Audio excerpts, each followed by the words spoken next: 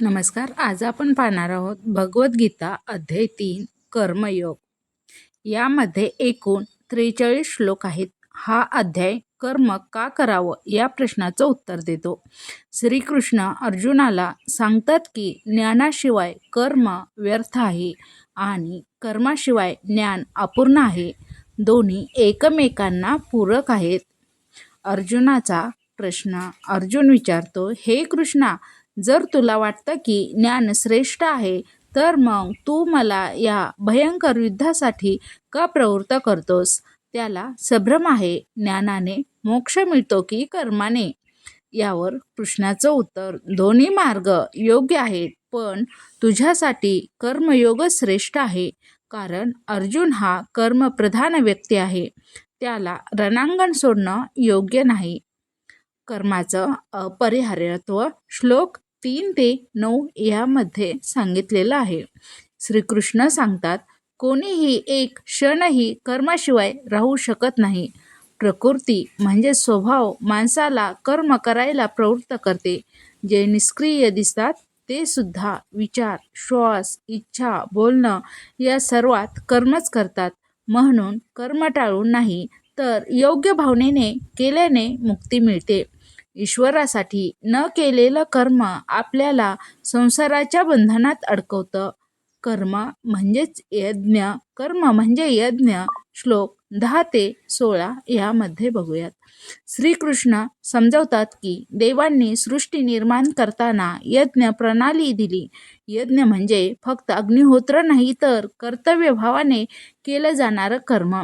उदाहरणार्थ, आईचं कर्तव्य म्हणजे प्रेमाने सेवा, शेतकऱ्याचं कर्तव्य म्हणजे शेती, योद्ध्याचं कर्तव्य म्हणजे युद्ध. जो मनुष्य हे कर्तव्य ईश्वराला अर्पण करतो त्याचं कर्म बंधन देत नाही, पण जो स्वार्थासाठी करतो तो कर्मबंधनात अडकतो. देव, मानव, देव ही परस्पर पूरक प्रणाली म्हणजे यज्ञचक्र. ज्ञानी सुद्धा कर्म करतो. श्रीकृष्ण सांगतात, मी सुद्धा कर्म करतो. जर मी काहीच केलं नाही तर लोक सुद्धा निष्क्रिय होतील आणि संसाराचं कोलमडेल. ज्ञानी व्यक्तीला स्वतःसाठी काही साध्य करायचं नसतं, तरीही तो समाजाच्या कल्याणासाठी कर्म करतो.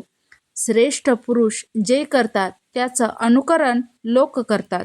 म्हणून ज्ञानी आणि श्रेष्ठ व्यक्तींनी आदर्श घालावा. कर्मयोगीची वृत्ती. कर्मयोगी म्हणजे तो जो कर्म करतो पण अहंकाराशिवाय, फळाची अपेक्षा ठेवत नाही.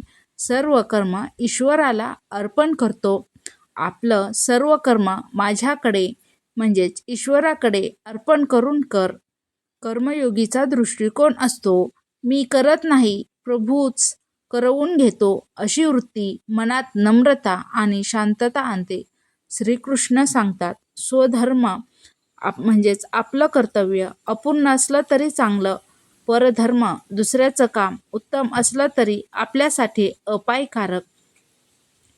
काम, क्रोध आणि इंद्रिय संयम.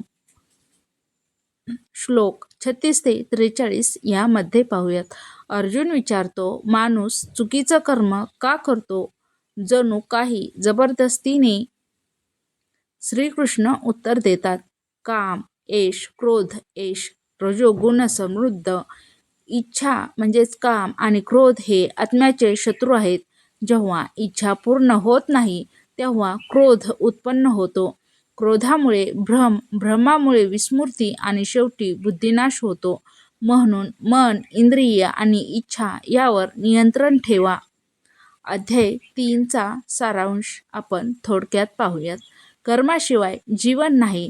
कर्म फळाच्या आसक्तीशिवाय केलं पाहिजे. प्रत्येक कर्म ईश्वराला अर्पण असावं. काम, क्रोध, लोभ हे शत्रू आहेत. त्याच्यावर विजय मिळवा. कर्तव्य पार पाडणं म्हणजेच पूजा आहे. हे होतं भगवद्गीता अध्याय 3 कर्मयोगाचं सुंदर आणि सखोल निरूपण. पुढच्या व्हिडिओमध्ये आपण अध्याय 4 ज्ञान कर्म संन्यास संयोग समजून घेऊ.